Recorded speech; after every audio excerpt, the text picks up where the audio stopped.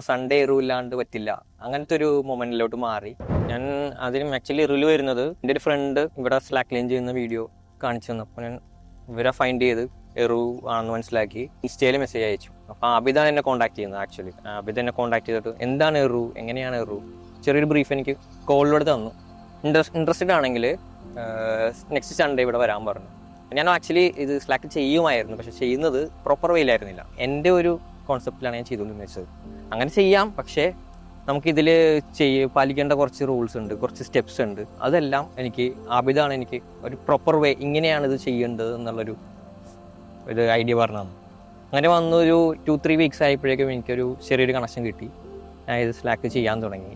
First step എന്ന് വെച്ചിട്ടുണ്ടെങ്കിൽ ഇരുന്ന് എണീക്കാനുള്ളൊരു മൊമെൻ്റ് എനിക്ക് പറഞ്ഞു തന്നത് ആബിദാണ്.